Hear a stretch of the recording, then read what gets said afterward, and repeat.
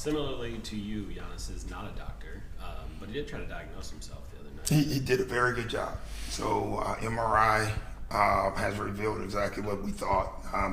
There's no timetable, calf strain, and really no timetable for return. And hopefully, like it was before or sooner, but there's no timetable.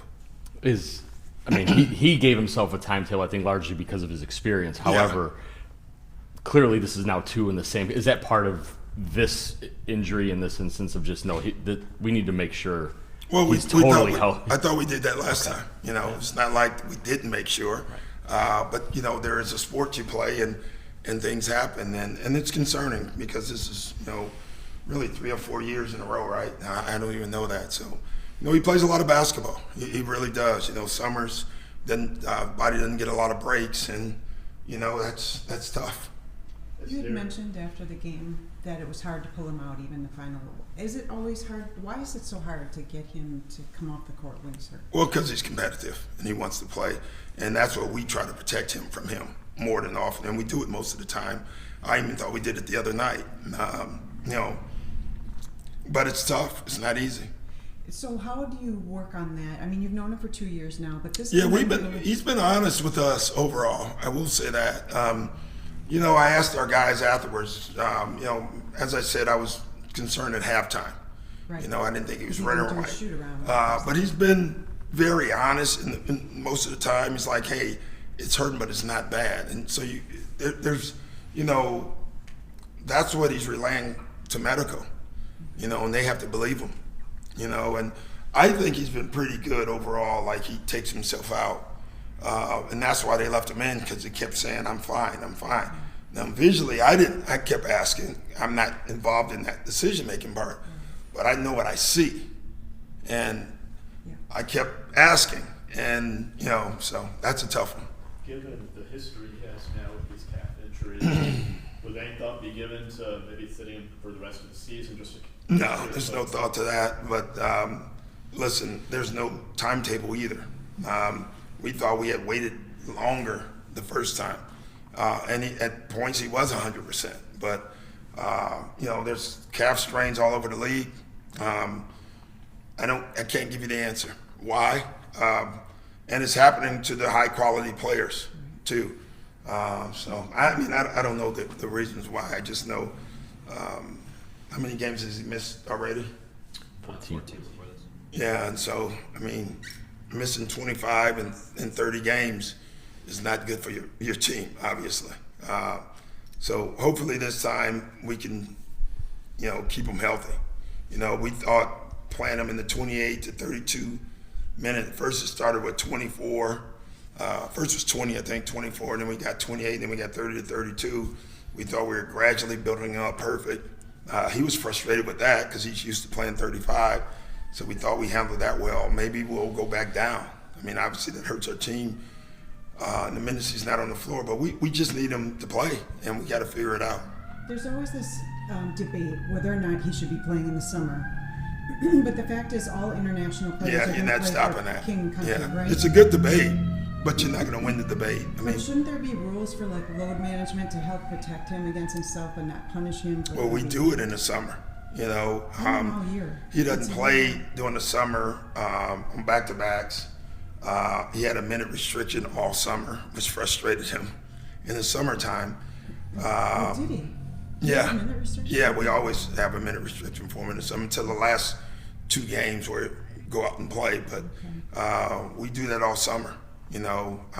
Even practice restrictions as far as amount of time loads on the floor during the summertime. So we have a guy there the full time with him, and I'm gonna assume every other team does too with their guys. But how do you tell a guy not to play for his country?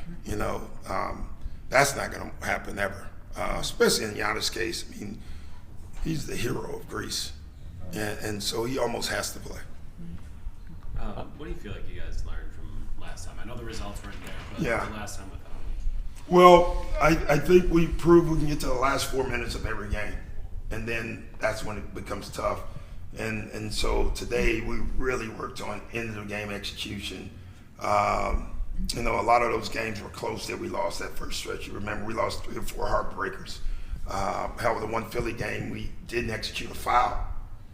We had a foul to give. We're supposed to execute it. We didn't execute it, you know. And so just like watching the football last night, you know, the Rams didn't execute down the stretch and they lose. You know, we have to be a better team down the stretch of games.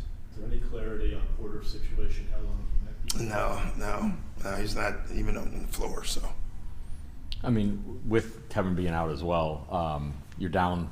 Just kind of like when they were both out earlier, you're down ball handlers, shot creators, and I mean, we talked about Ryan, and Ryan did have some ups and then downs with that. Do you think he's in a spot or a better spot now? I think I'm hoping he's better suited, but more importantly, all we worked on today was end of the game execution and random downhill attacks by Kuz and by Kuz, you know, by all our guys, because our 2 best guys to the paint aren't playing. Our 2 best passers in the paint are not playing. So we have to create paint attacks, and it's not going to be easy to do. Teams are just going to switch everything against us. Like, we know that's coming.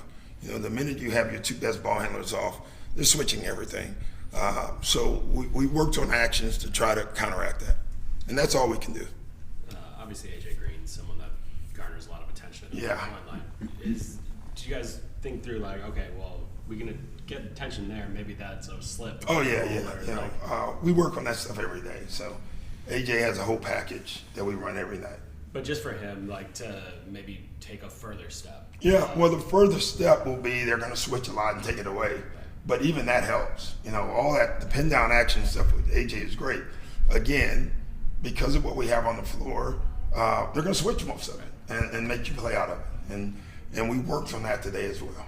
You know, now working on it against us and then working on it against another team is 2 different things. But they got a lot of reps today at it. Sorry, I just want to clarify because I'm dumb, I guess. In the summer, I don't think so. Down the guy, right? So when you talk about Giannis and summer minute restrictions, you're talking about like when he's playing in Eurobasket, or are you talking about his workouts? When he's playing in Eurobasketball. So you make a deal with the coaches there? Oh, yeah. Who enforces that? That's crazy. Every coach does that. Well, Really? you know, if you were that coach, would you rather have Giannis or not? Yeah. Yeah, and that's what every NBA team, for the most part, we give specific instructions. This is what and same thing in practices. He can be on the floor for 40 minutes. I think early in the summer is a 40-minute limit. And we have our 2 guys sitting there. We had a guy behind their bench doing the games. And we're not the only, every team has it. Yeah. You know, so we do it.